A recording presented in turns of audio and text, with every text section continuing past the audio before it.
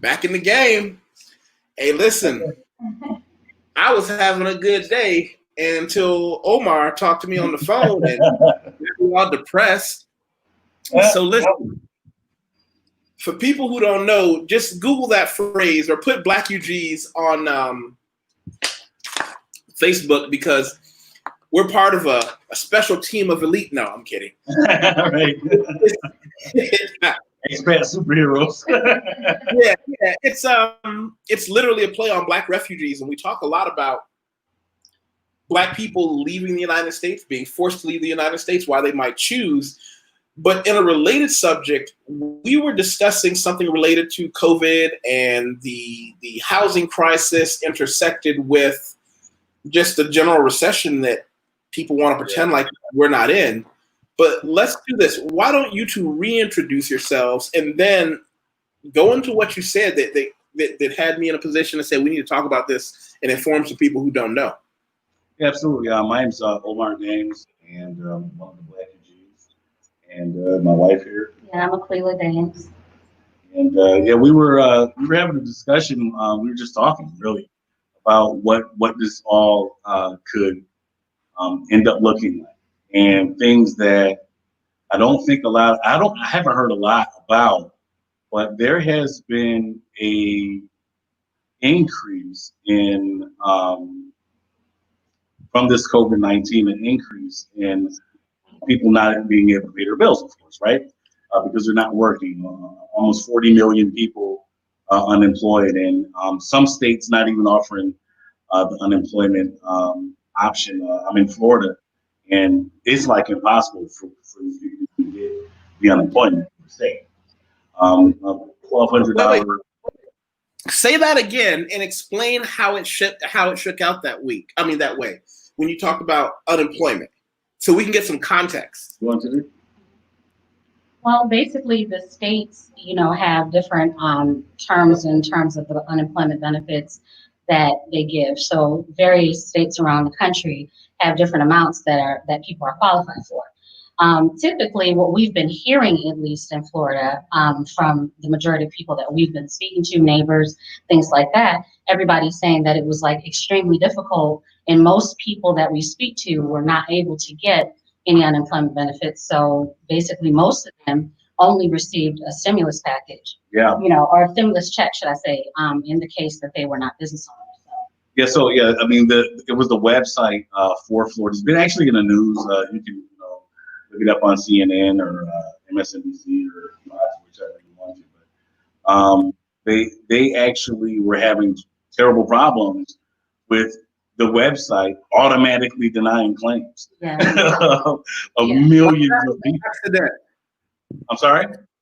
And you say it like it was an accident. Yeah, right, exactly, right? So people haven't been getting the unemployment, and unfortunately, here we are now. A lot of states open back up, and they are currently, in a place where they're lifting the moratorium that they had on expelling people from their homes of eviction. So they put a pause on it for 45 days. Well, that 45 days is up. So, we're going to be crossing over into July. And what we were discussing is like, man, I just, I wonder what's going to happen, because there's going to be a lot of people that are not going to be able to pay those back months of rent because they never canceled the rent. It just paused the ability of the landlords to evict people. So watch this. Let me say that again, just to be clear for people who didn't catch those two things. Everybody was happy when we understood, okay, there's a moratorium, meaning a pause, and who can make you pay rent? They said, okay, you don't have to pay rent. You just have X number of months where there's no rent. However, what they didn't say is that when that time is over, you don't have to pay the back rent. Oh, no, you do have to pay the back rent. You do. And there are countries that actually put a pause on, actually a stop. They just made it to where, I think it was Portugal, Canada, indicated to where it's like, okay, look, these months you don't owe rent until we figure out how to, get the economy back going and get a handle on this virus. Whereas with America, it was simply, hey, we'll put a pause on you having to pay. But once that pause is lifted, all of those months that you didn't pay are now due. And if you don't have it, then guess what? Evictions. Yeah. So that's something that, we were discussing. And I'm like, wow, I wonder, how that's going to play out. We know who it's going to affect. And I don't hear anyone talking about it. Like what's the safety net for people? It's not that they didn't pay because they didn't want to. It's, they lost their jobs. A lot of these jobs, when they open back up, they didn't come back. Yeah, or either they didn't, come back offering full-time hours or maybe the same number of benefits that they were receiving before. Exactly. So now you've got people who are going to get hit with 3-4 months of back. And let's just say the landlord says, listen, you don't have to worry about all 4 in one day. You've just got to pay 50% more until the balance is paid out, or now we can evict you. I mean, that's right. And that's not even including other bills, car insurance, car notes, cell phones, all kinds of other, bills and expenses that you have, internet, electricity, things like that. Yeah. They had orders where they weren't disconnecting people's services and they weren't issuing any new disconnections, but that didn't mean that they were pausing your bills. So you still were accumulating those utility expenses and things like that. Those charges, yeah, absolutely. Like we just ran into that with Sprint, we actually paused when everything happened. We paused our Sprint bill for a month, and they actually had the fees and late fees in it. when we went to pay it off, they said they weren't going to charge the late fees, but they did. Right. Well, wait, was there any legal legislation that forced them, or even more importantly, did you get anything in writing that said, "Hey, I'm not going to charge you this"? No, I mean there was no legislation that actually forced them to do this. So there was on the website, my wife will discuss that with you in a brief moment, but there was no law passed that said, hey, let's just give the American people a pause until we can figure out what's going on. That didn't happen at all. Right. Go ahead. Yeah, so every provider pretty much had, and every company or vendor had their own policy and how they were handling COVID. Like, for instance, with our car insurance, our car insurance company, as soon as you call in or as soon as you go on the website, there's a huge banner to tell you how they were responding to COVID-19. They weren't stopping your car insurance payment. They weren't allowing you to skip a payment. They were just saying, well, the next time that you come up for re-enrollment within 6 months, we'll go ahead and give you a credit when you actually start to re-enroll in your new policy, as opposed to recognizing that, millions of people across the nation just had their total financial situation interrupted, So there was not any provisions made to a satisfactory level, in my opinion, having lived abroad and lived in other countries and seen how other countries responded to the situation to all of their people, regardless of your social economic status, race, religion. There was policy to catch the country. Right. And that just wasn't here. Yeah. And now you have Congress indicating that they will not, Congress, I think it's actually the Senate, Mitch McConnell, indicating that he's not going to extend the unemployment insurance. He's indicating that he's going to try to block any form of an additional stimulus check going out. So, I mean, it really is a bleak prospect. And I didn't mean a depression, man. But I was just, telling you what, my wife and I were discussing, and we're trying to, really wondering about, our levels. We have, family members that was affected, ourselves as well. But, some people have been affected to a greater degree, right? We're self-employed, so, we have that grace, whereas a lot of people just don't, and just kind of really speaking out of concern for our loved ones. Let me say hello to a few people. Yes, sir. In the chat real quick. I always want to say hello to our team captain, BK from the Rockies. He said, I can see another housing market crash on the way. I'm guessing investors are getting their finances together to buy up foreclosures by 2021. That's true. Yeah, yeah. Yeah, that's Yeah. Before I forget, because he said he's not going to be here for a while. We can come back to that. The 44 is one of the few men who's going to come out of his cave more ripped and swole than he probably went in. He's a good buddy of mine, workout guru, air quotes, supplement expert. And some of you guys have seen him with me. He's one of the reasons that I didn't succumb to the lack of muscle and pudginess. You know, he had me on a supplement regimen, air quotes, that helped me to retain some of my dignity and musculature. And I know that's my own insecurity. I shouldn't be tied up in the way I look, but I am because I'm vain.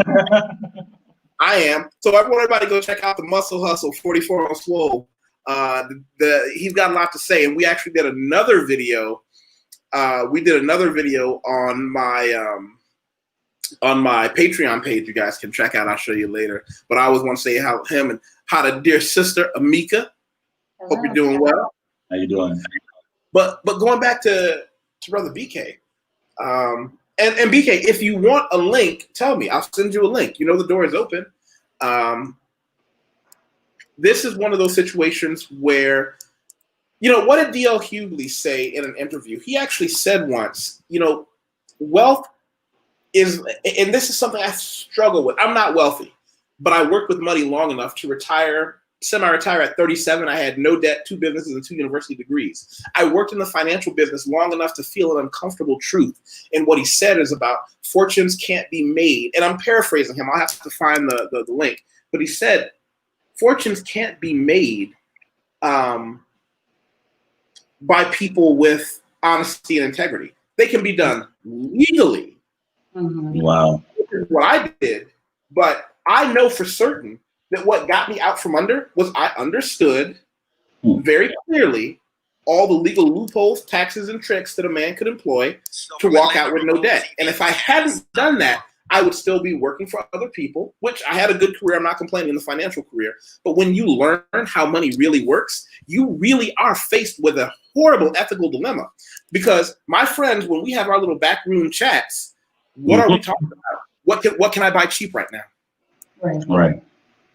That's what we're talking about. We're talking about, we are circling like vultures. Now, we're circling for different products. I have some friends that are circling for those homes that a family who couldn't afford what they got couldn't get out of, you know? Absolutely. I think what BK said is very powerful. I mean, I talked to some family members of mine that are investors, and yes, everybody is positioning for another housing market crash. There's also a undertow of a vehicle bubble. There's with used cars. Hertz just filed bankruptcy, and in so doing, the value of used vehicles plummeted.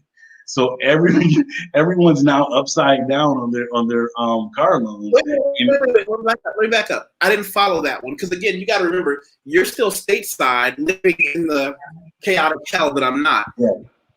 Hertz, which is a car rental place. Yes.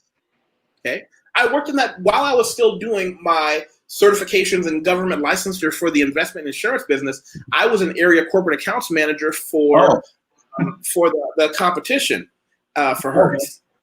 Well, yeah. A lot of them have really tumbled, man.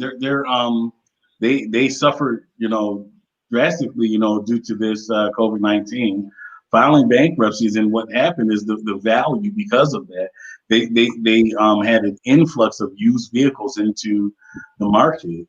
And in so doing, it caused the value of all used vehicles to plummet. Which means people are sitting on all types of negative equity now. So there's this huge mess that's been generated, along with the housing crisis that's getting ready to happen. This housing crisis is from what I'm being told, it's supposed to reach peak in around March of 2021, and it's not going to just be residential. But from what my peers are telling me, they're saying there's going to be a lot of commercial buildings on the market as well after this COVID-19. So it really did shake up a lot of things in the market. But they speak all the time about the stock market exchange doing so well, but not everybody's a part of it, right? Most people are on Main Street, not on Wall Street. Mhm. Thanks for stopping in, Fabian. Fabian, can you do me a favor? And I say the same thing to everybody. It's not just a matter of like and share and subscribe. Share this. Share this feed on your Facebook feed. Share it on your LinkedIn. Share it on your Twitter. This is how I get to have great conversations and meet awesome people, is by asking you to please like, share, and subscribe. Share this somewhere. Okay? But so now you're in a situation where literally every asset in the United States, for the majority of people, is going to turn to an anchor around their neck, and they're going to start looking at the people who have any money at all to give them some relief, which they'll gladly come in and do at a greatly discounted rate. You know, to self-incriminate, I do the same thing with Bitcoin. People started selling their cryptocurrency at what I would call more than bargain prices. Some people looking to buy houses. Some people were looking to buy, you know, this or that. And I mean, it just became one of those situations where once you understand how you can, the game is being played whether you want to be in it or not. Right. So you're in a situation where if you are a have, you can stay above that line a little bit farther by taking advantage of the situation. Right. But if you're a have not, and then there's also this weird dilemma that you get into where you realize if I don't, someone else will, and that person will take that advantage and take me to the cleaners tomorrow. Right. Right. And so I guess that, you know, I like what you said, you know, at the onset of the conversation about the juxtaposed positioning of dealing in finance, knowing what it requires. You're talking about what DL Hughley stated, and that kind of really did resonate, because it does come to a point where it's like, okay, I do have to take advantage of this, but how can I take advantage of this and also be a benefit to other people, right?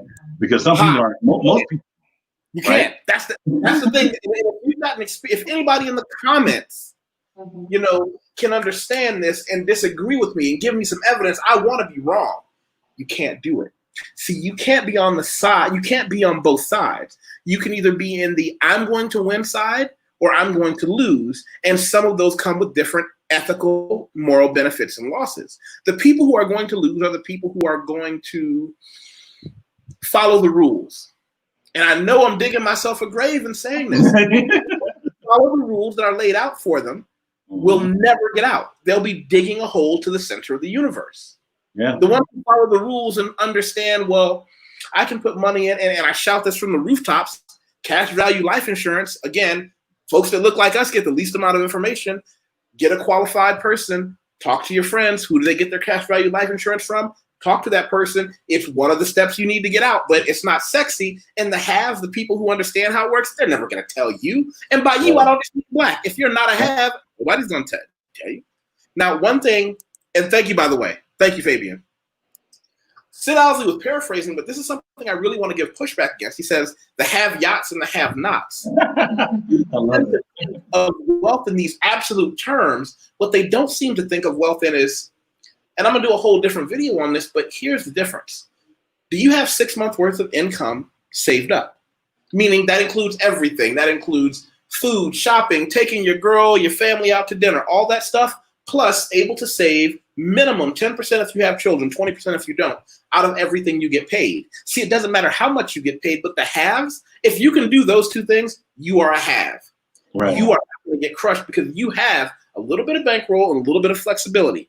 All it takes is, you can, even if you don't have to buy property, even if you're not buying entire Bitcoin, if you can buy $100 worth of Bitcoin for $90 and do that all day, every week you get paid, you win over the long term.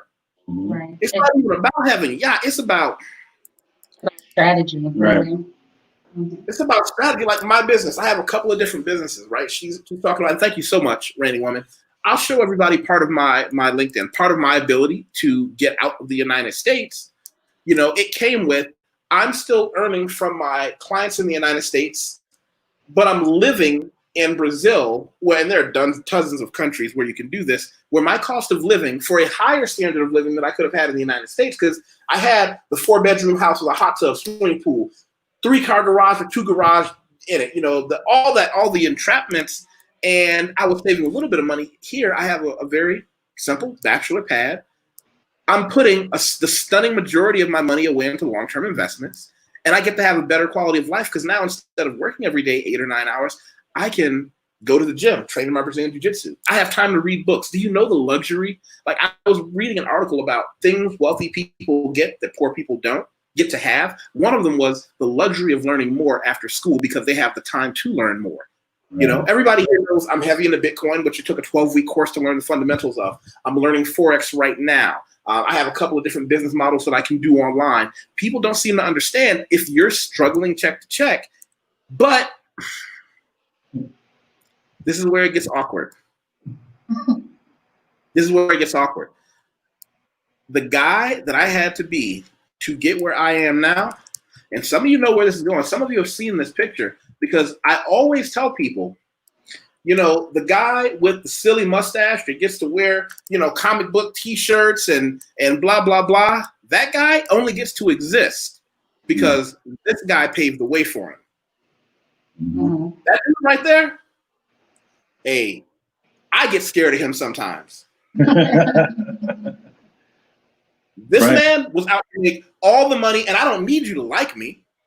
I knew that I was making money for my clients, putting money away for them, putting money away for myself. I don't care whether or not you think it's a good idea that they paid less in taxes than you did. I'm not here to help you make that ethical decision. But if I hadn't done that, if that guy hadn't existed to clear the weed, you don't get to be this guy. Yeah. Right.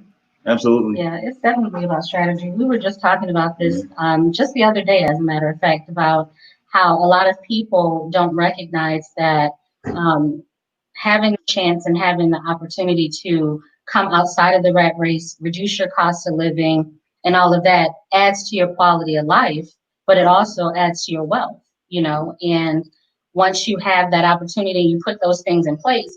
Sometimes I notice that people are looking for someone to create the opportunity for them. And it's like you have to strategize and begin to stretch yourself to determine, what are you going to do to put in place to be able to make that happen. And to nod to what you said, adding to, your skill set, adding to your knowledge base, adding to the types of services that you're able to offer, those are things that you can tap into that will allow you to have the means to be able to buffer this type of situation with the pandemic, with the virus, with the financial situation, with the recession, to where, if this happens again, which, we already know recessions are cyclical, you're in a position where you've reduced, that debt and that noose around your neck, and you're able to then be positioned to take advantage as far as investing and all of those other different things to create your wealth and build your wealth, For example, what I do now, and anybody can catch me on LinkedIn or email me here, my expat relocation services business is something I've done for a while. I just never put it on my LinkedIn because I never thought it was going to be that many hours out of my day. In the past, it would take maybe out of an entire week of working with clients, maybe half of one day, I'd be doing this. Let me tell you something. This past month, the number of people who have been calling me saying, I need to hire you specifically because I need planning how to get in and out of Brazil, language, visa, and residency permit applications, national healthcare registration, English document translations and apostille, long-term, short-term apartments, how all these things, securing a Brazilian bank card, all that stuff they need to know before they get here and when they get here. I have had so many people, who unfortunately are running, and most of them I can help. It's terrifying because some people smell the wood burning. Right. Some people see, wait a minute. Hold on one second. Dear brother, Alton King, welcome and thank you. An awakening is happening worldwide, though. UK, France, and Holland are examples of attention on their own racism, police brutality, and roles in the transatlantic slave trade. That's all true, and that's all well and good. But if you're an American, the economy is going to burn down around your ears right now. Yeah, that's true. Right now, because we just talked about what happens when. I always look at it this way. I remember the 2008 recession. I was in the financial business then. I had a friend who's a policeman, and I got a couple friends who are cops. And one of the things he said is that that was sending him home in a depression. He said it would rotate on who had to do these different assignments. Said in the past, when you had to go help somebody evict a tenant, it was usually some dirtbag who wasn't paying the rent, and you got to knock on the door. Sir, you have an hour to get your stuff and leave. He said now he's knocking on the door. A man opens it, holding one of his kids in his arm. His wife is standing behind him crying. This is a man who has a job, a man who has been working, who paid his taxes, who now is so in over his head on his house that he was sold predatorily. And he said a man looked him in the eye once, and he could tell just from one man to another, this dude was trying not to cry in front of his family. He was trying to hold it together, because men lead, we set the tone, and somebody's got to be the rock in the family, and it's a hard role to fill. He looked at that man, and the man looked at him and said, where do you want us to go? So now he's trying not to cry because he's the cop, legally bound, landlord's behalf. How many times is that going to happen? He said afterwards they looked in the house, he saw something that he would see more and more often. Somewhere in that house, there was a hole punched in the wall because of that man's frustration on realizing what was coming. And these are the good people, the ones who didn't choose to say, I'm going to squirrel some money away here. I'm going to put some money. I'm going to find out how I can pay less in taxes. I'm going to take advantage of government programs. Shout out to all the government programs that I've used in my life. Thank you, United States federal government. What a lot of people don't know is that most federal programs don't go to poor people. They go to people who know the programs exist. My father gave me a lot of information in life. My mother also had a lot of contacts down at City Hall. I remember sometimes she would call me and say, all right, get your coat. We're going downtown Monday morning before school. Why? When I got older, she said somebody would call her and say, hey, listen, there's a scholarship coming up for this, this, and this.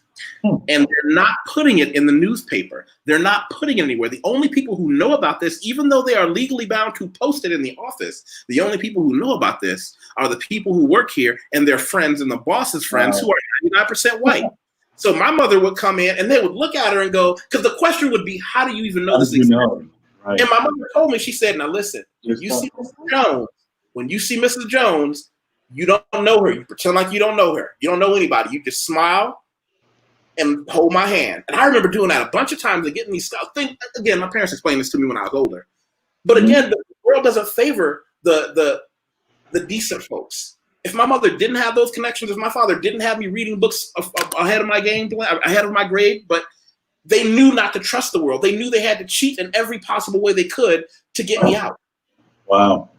That's powerful. We were literally just having a very similar conversation about that, about how people come from different countries, whether it's Latin America or Asia or Africa or India. They come from different countries to America. Even we had a neighbor in New York, and he was from Iraq, and he came in and started telling us how his mosque had this program, a list of different programs that they plugged people into for them to be able to get ahead.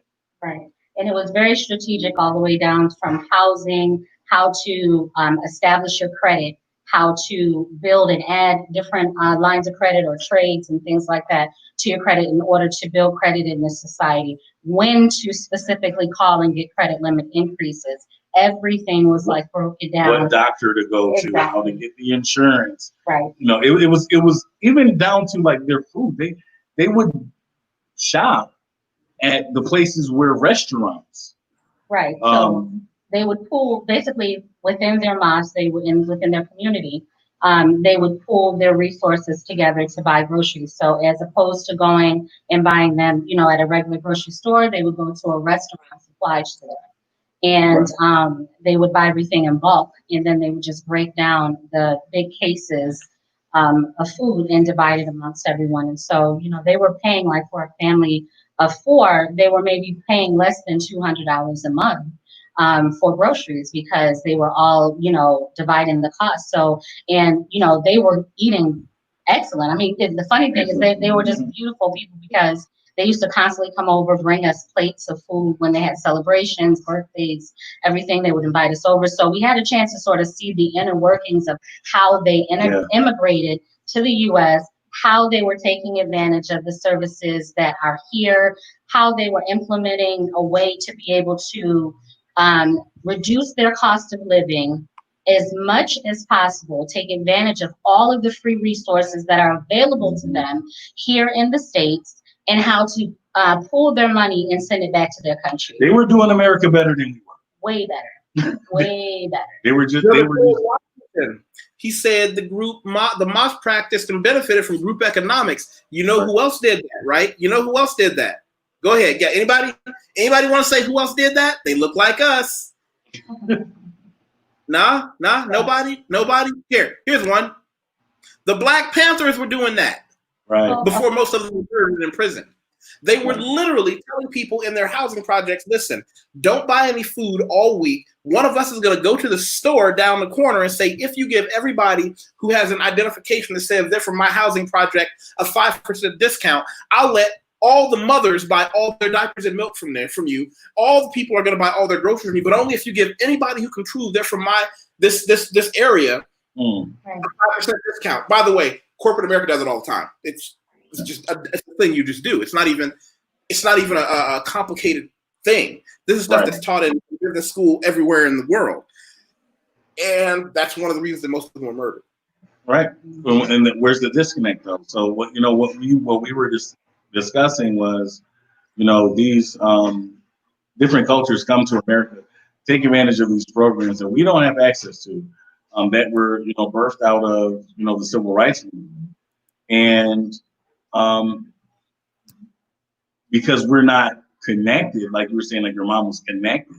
Not everyone is, right? Not everyone's connected, and so because we're not connected, a lot of us are not connected. We don't know these things exist, and so we were, like I said, just before my phone call with you, we were having that discussion about how immigrants come here and are able to grow and develop and establish generational wealth so fast, whereas, we've been here this whole time, speaking of African Americans, and, what's the disconnect? We were just pondering, what would cause it? Oftentimes everything in America works based upon who you know. Right. It's a relationship-based society, right? And so, we have our millionaires, we have our billionaires, we have our athletes, we have all these different stars of us, but how much of that information that they have access to, that they've been made privy to, is being matriculated back down to the community?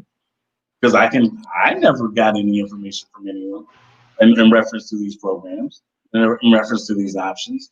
But however, when you look at, Latino people, they come over, they have whole societies set up to be able to give these and plug these individuals into programs to benefit their people. When you look at Middle Eastern people, they come in, they have these things set up. Asian people, they have these things set up. You know what I mean? When they come from another country, they can come in and jump in, plug and play. Why don't we? Brother Alton King chimes in again, and shout out to Alton King, who is an amazing husband to an amazing wife, an amazing dad to an equally amazing daughter, who strangely enough I missed because she is a one-woman adventure. His daughter she's already at places we're just trying to catch up. And I'm looking forward to breaking bread with him and his family again soon. He said, democracy requires constant participation, not fleeting moments. Even when someone gets put in, you have to hold them accountable. Exactly. Protesting is one form to draw attention, but often it takes time. I don't know why people didn't believe me when I did that video, and it was called Guns. No, wait, what was it called? Oh, it was called Blood, Sweat, and Felonies. The ones that people don't seem to understand, that I'm totally against public riots. It's not going to get you what you want. Ultimately, it does nothing but feed the enemy information, and two, puts you in a situation to get locked up. Right. But it's not sexy to say, find out who your local congressman is. It's not sexy to say things like, find out who your local sheriff is. Find out who your Find out who your local judge is. Find all those people who make the decisions that allow the police to behave that way. Right. Find out who those people are, because now you're in a situation to really impact their life. Most people won't, because it's not fun. There, Right. Guns, Germs, and Felonies. I want everybody to make it a point to go check that one out. Guns, Germs, and Felonies. But I'll also say, just so nobody can say I never gave anybody the goods, so to speak, I want to give everybody a website. I don't know how functional it's going to be after COVID, but one of the things that I got to do when I was young, when I was a college age young buck before my mustache had matured, how many of you have heard of what's called British University's North American Club, BUNAC? I got to go to Australia for 6 months and another country for 6 months, because after World War II, governments set up programs like this in most countries to encourage the youth to go visit each other so World War IV didn't break out. It figured if you had inside knowledge and a group of people who had been to a country and say, well, listen, I don't want to really go to war with Brazil. I've had Feijoada there. Right. Maybe they're not bad people. You know, these things exist, and these have existed for a long time. Wow. A long time. And people don't know about it who look like us. Right. You got a newsletter? I think go sign up for their newsletter. It's not going to hurt you. And you might get some information for somebody you know. Yeah. Awesome. And I think that's really what needs to happen more often is, just sharing those keys and sharing information, which is one of the reasons that we connected, to want to create Black UGs as a group to, further that conversation. There's a lot of people that can take advantage of having that opportunity to sort of expand and know, that there's options for them so that what they're experiencing here in the States with the information can revolutionize your life. So it's really about, how free do you want to be and what do you see for your future? What path, what do you want created? And then you determine that, despite what's going on, because as you see, if you don't have a plan and a strategy, the government, society, all of its ills, have a moment, at a moment's notice can change. And can, set things on a different course that you weren't prepared for. So you have to be steps ahead. You know what I mean? You have to already be seeing yourself in the future of where you want to be and be working on that now. So. Well, let's dig into that for a second, because as we see all these things burning down around us, we had a brief conversation earlier that I really want to really reiterate how if we know that bad things are coming, we can't wait to find out what happens and smell the smoke on our own front door. Get out now. Right. Get out now. Just get out now. We were definitely talking about that. And, we are, like I told you, building a model that we want to have established before we step out. This new model that we're putting together, and we're essentially done with it. So, thank God. So the timing is perfect. And I told you we have a few ripcords that we can pull. But I do, like you said, when we were talking, this really can kind of go down at any given moment. And, you have a person in the White House that can say one thing because of a temper tantrum and change the whole way the world deals with Americans. And so, we definitely have been working heavily toward that and encouraging other people to do so. Right. Listen, take whatever you can do, find a way to be able to do that wherever you can be and get out. Step away and until this place finds some form of equilibrium, have another option for you and your family. And that's exactly what Black UG is about. It's not about, any type of elitism. Look, we are regular people, and we want to speak to regular people to let them know, hey, you can get out of here. And we have people like you that are experts. We have other experts, on the team that can kind of provide that guidance to show them how they can get out and where they can go and different options that are available. Omega Dread said something that I really want to address. He said, if these events are highly orchestrated and engineered, we're in a lot of trouble. I love a good conspiracy just as much as anyone else. However, I've seen enough of the world to realize conspiracy theories make us feel better because we don't want to ever understand that there are no adults in the room. We all want to believe that somebody's hand has got to be in charge. No, chaos is a real thing. Opportunism is a real thing. It's chaos. It is chaos. And, you know, actually, Michelle Obama in her documentary, my wife was just watching it. She told me something that she said. And I don't want to quote it verbatim because I can't, but basically she was saying that she sat at the highest tables and she was in a room with the most elite. And what she discovered was they're not that smart. They're just well connected. It is literally chaos. Our whole entire world is chaotic. But if you're going to be the captain of your own destiny, right? The captain of your own ship, right? You get to indicate what form of chaos you're willing to permit, right? That you're willing to be, you know, like you say, look, you love Brazil. You've been there for 5 years. You've been all over the world, right? But Brazil presents itself as a home to you. You're able to navigate the chaos that is Brazil, and it benefits you. The chaos of Brazil benefits you to a place, and you found your place, and you're able to have peace there, right? There is, you know, I don't know, you know, people with the whole Illuminati and stuff, you know, conspiracy theories. That's you know, and that's a thing for people, and that's okay. But guess what? I don't need to look at a system of these groups of people to realize that life itself is chaotic, because I'm a human person living life, and life is chaotic. So sometimes you're up, sometimes you're down, sometimes it's left, sometimes it's right. And so, well, if you're in the big man theory, everybody wants to believe I'm not in charge, but that guy who is smarter than I am. No, he's not. No, he's not. Right. That's exactly what she was saying. She's like, they're not that smart. There is no super genius, evil, conniving force behind this. It's just greed. It's human greed, you know? Greed is a real thing. You Yeah. can motivate people through greed and fear, interestingly enough, far more than you can motivate them through, you know, righteousness and correct behavior. Exactly. But again, the people who don't know don't have the same conundrum that we have, that the people in the comment section right now have.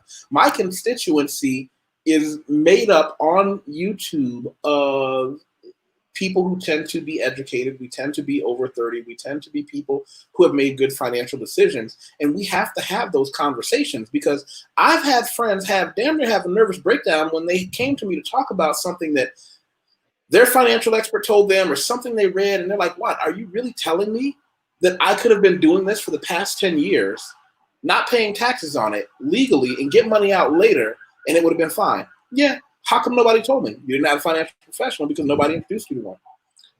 And the whole thing about how to use NGOs, how to use, you know, the difference between, I'm throwing myself under the bus on this one. The difference between what's the difference between a nonprofit organization and an organization that doesn't make a profit? Not for profit and nonprofit, yeah. People don't know that, and it's awkward because I'm not smart. I just did a little digging on it, and you can find out, I can put some money here, and there you go. But, Ooh. I mean, it's definitely time to get ready. I think, you know, if we are wondering, you know, if there is a time in Black society in America, if we're scratching our heads saying, man, maybe we should look for the other options. I think now is a clear indication, especially, like I said, once these evictions happen and we go back to communal living, because there's no other option but to, you gotta live with grandma. You have to have, you know, 3 generations in the house. It's going to trigger a lot of things. I have some friends, and a bunch of us practice different things, and this is not that kind of conversation, but it's relevant. We you know, a lot of us practice having multiple wives, multiple girlfriends, and we talk about how it's interesting that some of the women that live with us or that are part of our inner circle are having conversations with other women, and those other women are thinking, wait a minute, I see the wisdom in having a man that's leading the house. Even if you have 2 or 3 quote unquote sister wives, you're all winning. And it's awkward when people see small things. I'm not pushing living with grandma or living with all your girlfriends or wives. What I am saying is that when times get tight economically, when people don't have money, it tends to push you into a level of truth that you can't escape. You can masquerade a lot when you got a fat wallet in your pocket, but when things get awkward, I mean, I myself have had women calling me saying, "Hey, blah blah blah. Can I just come and stay for a couple of months?" No. No, you can't. If you didn't wake up with us earlier, why do you want? No. Of course not. People are exploring their options, man. That's what it comes down to. We got a powerful statement from Omega Dreads. This one right here. My power is being debtless in a nation that is in the red. Ooh, I love it. Like that, yeah. Mm-hmm. That's a t-shirt right there. Yeah. Yeah. I understand what you mean. Having no debt is a mutant superpower. It's like yeah. You can people look at you like, wait, you don't owe anybody anything? Nah, no. Right. You don't have any school to know? I went to university, I got 2 university degrees, but I purchased the amount of university that I could afford. Shout out to New Mexico State University for my bachelor's degree. Nice. Mm-hmm. A quality university, but all my friends, people was talking, I want to go to this one, I want to go to that one. How much money do you have? We grew up in the same neighborhood, blocks from each other. I know you're not bankrolling that hard with your family. Walk out up to their necks in debt. Just, ugh. I had a friend of a friend who's a bit of an asshole. It's not that I'm not, but I'm saying it's just different. I just do it differently. He hired himself for being a doctor, and he liked to talk about, I'll be making this much a year next year, blah, blah, blah. That guy. And I just got fed up with it. So I said, all right, let me see what I can. Let me crack my knuckles and see if I can out-asshole this guy with a smile. I was bored. I said, wow, man, but I don't think that's going to be quite enough. And he was like, what do you mean? My salary? I said, well, I work in the financial business, and it just seems like you're undervaluing yourself. It seems like for all that, you should be getting more. Well, that's, top 10 salary in America. I said, well, hold on a minute. And I did some quick math. And I said, well, if you went to school for this long and this is your thing, it'll be 7 years before you turn a profit, won't it? And in that 7 years, a guy like my buddy over here who has a electrician certification, now he's not going to make as much money in you as his first year, but at 7 years from now, he'll have 7 years of profit. And I got another buddy of mine. He just opened his little food stall, but I just feel like, well, if you factor in how much money you're going to be. Oh, by the way, has anybody in class told you about all the indemnities you're going to have with a doctor? How much is that going to be? And how many hours a week you planning on working? Do you not understand? I just went into and all of a sudden, and the only reason I didn't feel bad about it is because he was a year or two older than me. I'm not going to go after some young person. Mm-hmm. That whole power of not having any debt. Yeah, you can manipulate the world because you don't owe anybody. You can take business chances. Right. Yeah. And listen, I tell people I learned investments. I learned how to invest. I have screwed up many times, but if it just comes down to, well, I guess I'm eating chicken and broccoli every day, not just because I'm trying to bulk up in the gym for a month. I'm not going to have my car repossessed. I'm not going to get kicked out of my house. Right. Yeah. Sir Owsley said, the elite aren't smarter, just better organized than that. Yeah. Mm-hmm. Being unorganized is nice. Right. The elite are people who are willing to stand next to each other no matter what. Mm-hmm. What did he say? True, even some elites hate each other. They do. I have people who have made money with me professionally who don't like each other. And I'm certain some of them don't like me, but they never let that get in the way of making some money. Right. It's my brother Jeffrey Anthony Johnson, who works for the Department of Motor Vehicles, says, what's up? Dear sister Brianne Brown, why is it with men with the sister wives, brother husbands? Well, let's dig into that. We can have another conversation about it. This is a place, this channel is a place where we can talk about anything as long as we do it respectfully. Here's what's going to happen. The reason sister wives work and brother husbands don't is because there is a fundamental difference between the roles that men and women play in household and in leading their families. Men are charged historically, regardless of what language you speak or what country you're from. As the man, your job is to protect and to provide. I'm not saying it's easy having more than one wife or girlfriend. I'm not even saying it's always fun. But what I can tell you is that there are very few women who are comfortable leading a man. women are just as good as leaders as anyone else. Women are educated and they're totally our equals in that department. The problem is women will build a secret resentment that will explode and murder everyone if they're forced to take care of a man. Women, generally speaking, and by generally, I don't mean a small, I mean the stunning and overwhelming majority of women feel a great discomfort being around a man who can't protect and provide first and foremost for himself, and then for the people who care about. First, my mentor, one of my mentors who helped me in the financial business, one of the first keys he told me, he said, never worry about what your salary is. Never worry about your commission rate. You worry about whether you can provide the people you care about with the things you want them to have. You'll know you're making enough. Now, to some guys, that's providing my wife with a big house, my daughter with a trip to Harvard, and my son with a sports car. If that's your goal, then that's the monetary you need you met. Some people, it's got to be, I don't want my mom working anymore, and I want to put her in a fancy house where has a maid instead of being a maid. That's you. But you cannot conflate that men and women can carry the same burdens. Men and women are equal societally. I believe that in human rights, but the belief that I can safely say to you that during good times, men like me aren't popular. I'm fairly ruthless and unapologetic in the way that I lead life. But when things start to go down, all the beautiful women in the past who left me, by the way, with good reason, women have left me for great reasons, when they're like, I need a man who just has his shit together. Let me call Wateef with his belligerent mustache and a gap in his teeth, because I'd rather, and strong words coming, I actually did an article about this and I'll put it up, a link to it. Women would much rather have, hold on a second, women would much rather have part of a great man than all of an average one. So I was taught to simply be a great man, and I can be the leader first and foremost of men, and then be the leader in my own, of women. If you disagree, I'm more than happy to have you on my channel. I would love to have that talk with you. Let's see. So here's something I'm going to say. I have a great deal of love and respect for you, Omega Dreads, but there are some ways of speaking and behaving that I don't want to ever become part of what we do here. So you said something that I'm going to delete, and I'm going to ask you, because we have history here.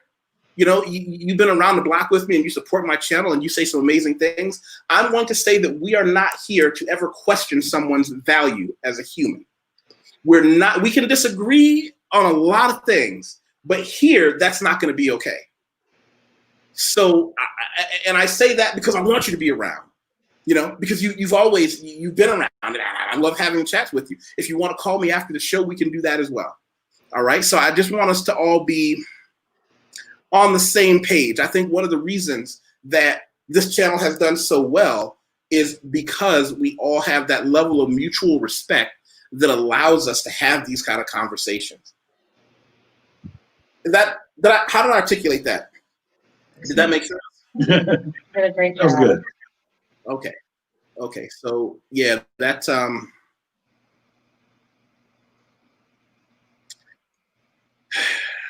that got me. That got me in the feelings. I wasn't ready for that. Yeah, I wasn't ready for that.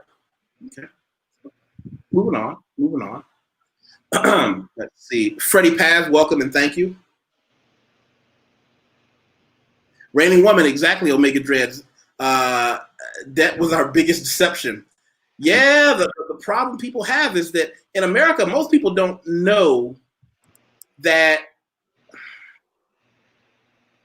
Most people don't know that they don't have the money they think they do. They think because they have nice stuff, they have it. No, the bank really owns it. They own your credit card and they own you. And the minute that stuff runs out of gas, it's over. Exactly. You're speaking to a biologist and anthropologist. Awesome. That's why you should come on and chat with me. I would love to hear the thoughts of someone who does it professionally.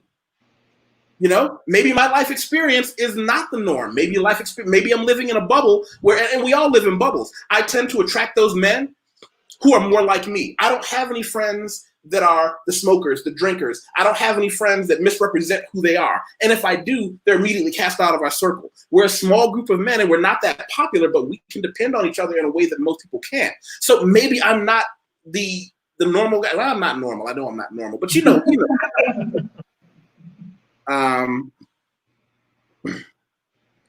Yeah, I would definitely be interested in hearing more as far as the conversation between you two in the dynamic of her perspective on sister wives, your perspective on it. I think a lot of people find that very interesting.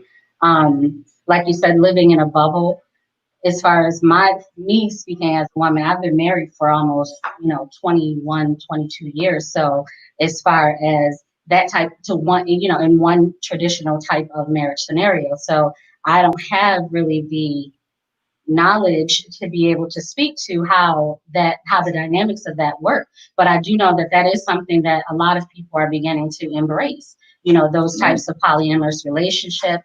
And it's just a part of, what is becoming more in the forefront of what people are talking about. So I would certainly be interested in hearing. I'm sure that it goes back for a long time, but I'm talking about in terms of people, especially within the Black community, beginning to, embrace. Now now I got to play the Black card. Here we go. Because you said something interesting that you said a lot of people getting into. Actually, no, I don't necessarily believe that the numbers are increasing that much. I'm talking of pre-COVID. It's just more people are involved in quote unquote alternative lifestyles than you realize, because I don't go to work to talk about what I do in the bedroom, and I don't talk to my clients about what they do, socially. So what you find is that we live in a world where people often have to make a decision. How much do I feel comfortable putting out publicly? I'm a dangerous friend to have. My friends always told me that they have to be careful with me, because I will forget sometimes that I lead life just balls deep. I just put my dick on the table every day and say, like it or not, this is who I am. And what it does, it made me a smaller number of friends, but the group that's around me are just monsters. They're the guys that are out there making money, lifting the weights, respected by men who are respected. But not everybody can make that transition. And I have to be careful about that. Right. So there's something I hope everybody gets a chance to look at. Women would much rather have part of an amazing man than all of an average one. Let's see. What do you say? Biologist with brother husband. That's a reality show waiting to happen. Hey, you might have some money there.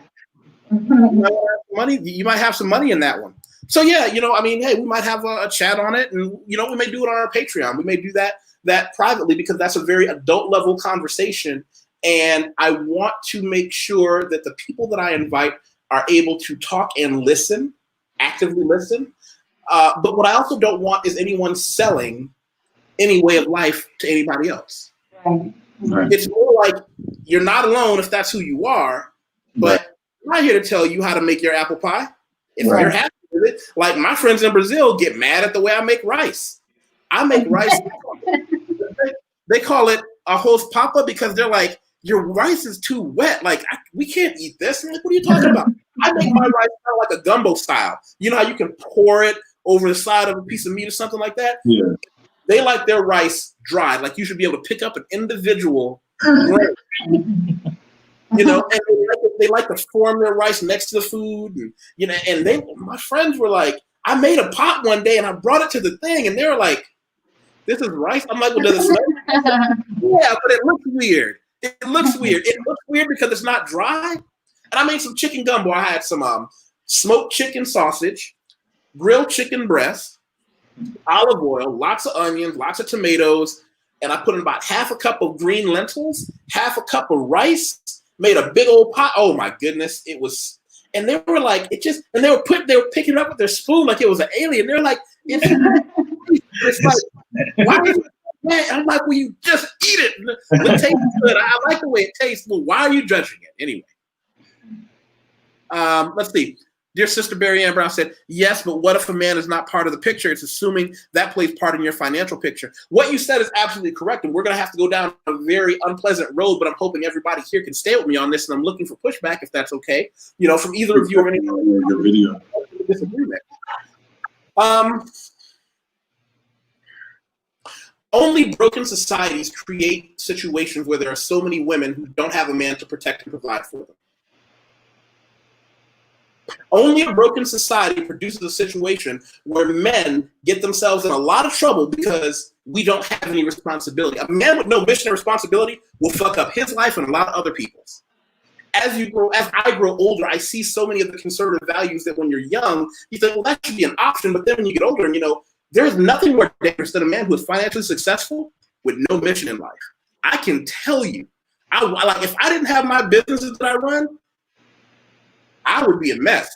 I can tell you, broken societies create situations where there is no real incentive for anyone to commit on that level. So if a man is not part of the picture,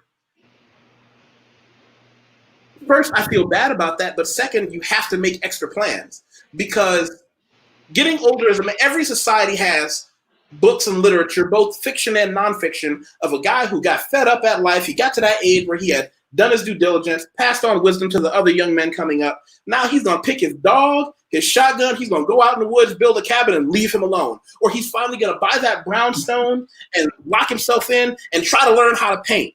There are no good stories about women growing old alone. And you know whose women grow old alone more than anybody else's? The ones who look like us. I'm not putting blame. I'm saying it's a problem that needs to be dealt with and spoken about. But I say to you two, as my guests, I want some feedback. Let's start with the missus. I actually want her feedback first. Absolutely. Well, I mean, I definitely can agree that, there is a need to be able to have the ability to bring sufficiency to the table, self-sufficiency first and foremost. I believe that the limitations that we oftentimes find ourselves in are the ones that we don't prepare for in advance to try to navigate. So regardless of, the status of having a relationship at this moment in your life, doesn't mean that you can't establish a clear path towards the life that you want to live.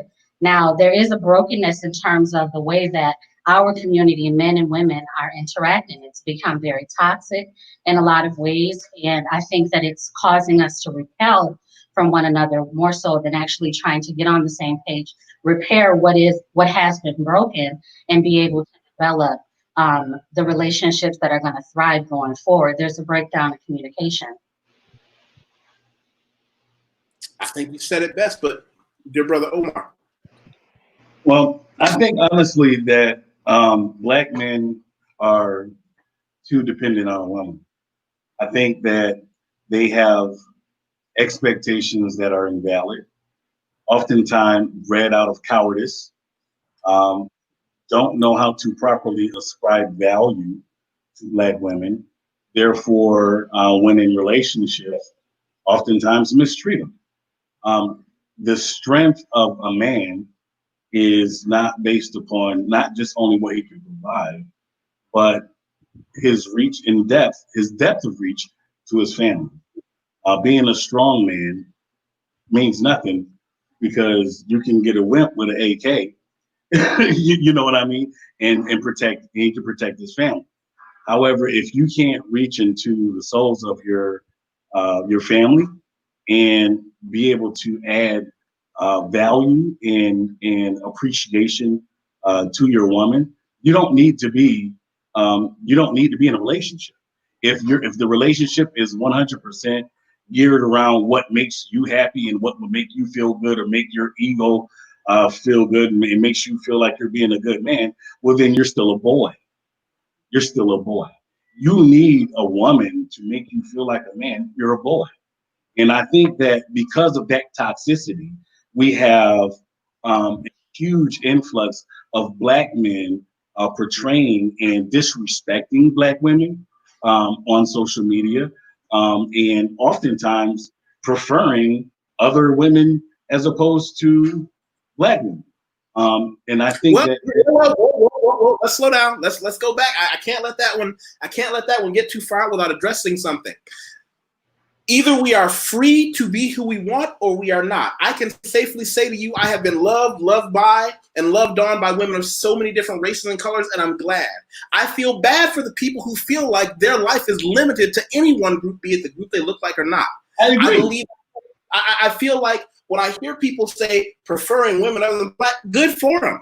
If anything, I just want to encourage men to have that as an option, by standing on a couple of different points. Have your wallet correct. Be physically competent. Learn how to do something like writing or Black is something that you can do alone. And that gives you options. I don't want anybody to feel like the door is closed. I 100% agree with you. But I'm speaking specifically. I agree with you, and I don't have a problem with interracial relationships at all. But I'm speaking specifically of black man, black woman. That's what I'm speaking. That's the context that I'm speaking. I don't have a problem with anyone loving whoever they love. I don't care, LGBTQ, all of that. Right on. That doesn't matter. I'm speaking black man, black woman in America. And from what I've observed is this this comparison to comparing black women with women of other cultures. Oh, these people are more docile, or they're more calm, or what have you. All of these different reasons and excuses to not be a man, in my opinion, because I don't care how. We'll have to dig into that when we have our discussion, because when you are in a position to choose, you're in a position to compare. When you become one of those women for whom you can simply decide, do I want a woman from here, there, everywhere, and you're no longer limited, you get the privilege of choice and comparison. And that's not something to be taken lightly, because we can't ever assume any one group is good, but we also can't assign they're all bad to any one group either. I want to ask a quick question before we start to wrap this up. Jasmine Pearls asked for a blue brownie for that comment. I don't know. I don't know what that even is. I've never been one of the cool kids, so I don't understand. I don't even know if I got insulted. I don't even know if I was. I like brownies. I like brownies. Does anybody like brownies? Yeah, but here's the thing. I like a specific part. Yeah. I like a specific part. Hold on, I'm going to show you guys, because I don't know how you get down at your house. But when it's brownie time, and brownie time does not come often here, but the edge pan. What do you know about that? You got the edge pan? What do you know about the edge pan, where every piece is crunchy like the edges? Oh, you gotta get Omar to that. Yeah, she's actually. I don't know about the edge pan. Yeah, but no, I mean, honestly, to be honest with you, Yusef, I see a toxicity growing with how black men value black women, and I got a problem. Honestly, I don't respect them, and I think they're cowards, and I think that they're not men; they're little boys with daddy issues. That's how I see the guys that do these attacks on black women online, because it's the black women capital. I would never attack. I would never say attack. That's totally. Well, yeah, well they do though. You know what I mean? They do, and so I mean, because there's actually been violence. There's been actual instances of violence that people don't talk about, but because a woman doesn't want to talk to you, they attack them, like physically. Yeah. That's a problem. That's a problem. You know what I mean? And so I think that, there was definitely a few videos, even within this last week, that went viral with, some toxic aggression. Yeah, putting a young black girl in the trash can. Like, what are you doing? Like, I think we're conflating two different issues, though, and we got to get back to it. And by the way, we don't judge you for being wrong. I like the chewy middle. She likes the chewy middle. Yeah, I like both the edges and the middle, so I can't go with Hashtag edge pan. Now, here's what I was gonna say is, I would never look at anyone and say it's good to attack anyone. That's just ridiculous. Yeah, no. But we're conflating two different issues. We're conflating the ability to choose the type, size, color, and characteristic of a woman you want with saying bad things about someone else. Exactly. Right. Well, and that's the thing. I don't have a problem with people choosing who they love. You have a right to. You're a human person. You have every right to choose who you love. I have a problem with anyone attacking black women. Period. Hard stop. When I mean attacking, whether it's physically, verbally, they're doing it online. They're diminishing. They're putting up memes. However that is conveyed, I have a big problem with it, and I don't respect those two. None of them.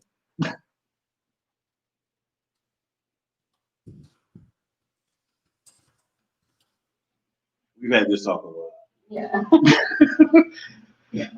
So that's the issue I have. But you can love whoever you want to love. I'm 100% supportive of it. But respect women. Well, listen, you've given me something that we're going to have to talk about. We'll actually have to talk about those non-traditional relationships, and we'll have to talk about, how things are changing now. I do want to go up, and I want to say one thing, because there was a comment that was made, and this will be the last one I address before we rock out of here. Let me see. Sister Barry Ann Brown, what she said is, yes, I'm divorcing with huge financial awakening.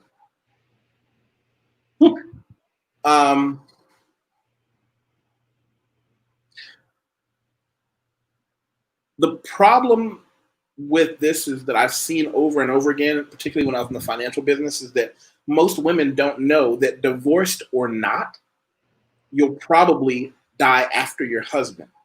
And so one of the things that you have to have in place, and I'm going to go down, some people know where I'm going with this, deal with life insurance, because life insurance is still yours even if you do get divorced or whenever he dies. Those are the types of assets that don't cost either one of you anything, because you can both keep your investments on each other, but we don't get that kind of information. Yeah, I definitely agree with that. And one of the things that I'll also say is that the world is an unfair place. And when two people get divorced and one of them is a man and one of them is a woman, a man, especially if there were no children involved, can bounce back in ways that a woman never will recover from. And that's a terrible injustice.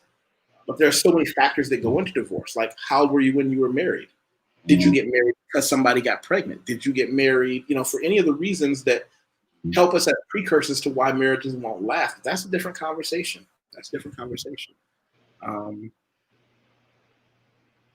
There you go. Generational. Yeah. Like that, Greg. Like that. Yeah. All right. I hope everybody watching took something away from this. We got where we were meant to get. We got where we were meant to go. We just didn't know that we were going to get here. If for people who came out and came in later, start from the beginning. Okay, start from the beginning of this chat. So I'm going to click end broadcast, and Barry Ann, I'm going to give you a call, and I'm going to hang out with you two after the show. Thank you. Thanks to everybody for coming in. For people who want to know some of the other things that I deal with in a place that's a lot less fun. A lot of people don't know this. Some of you do. I have a Patreon, and on my Patreon is where I deal with a lot of serious issues. It's where I give that hardcore advice on finances, hardcore advice on everything from visas to money issues to business startups. This is where sitting in luxury. I had someone on who talked about how she gets paid and how she got paid and why she gets paid to house sit luxurious homes all over the world as a business stream. I'm looking forward to seeing some of you there as well. You guys have any last words before I click the off button? I just want to say thank you. Thanks for the opportunity. Thanks for taking the time and having us on. Appreciate you guys and all the comments. It was wonderful engaging with you all, and thanks for having us on. Yeah, same thing. Just thank you for inviting us onto your Patreon. We had a chance to obviously be on your YouTube before, but I heard you before say that the Patreon is where you go into more depth, with your conversations and with your guests. And so I appreciate the conversation along with the feedback from your patrons. I'm hoping that we can, continue the conversation. Bye-bye, everybody. All Have right. a good night. Please be safe.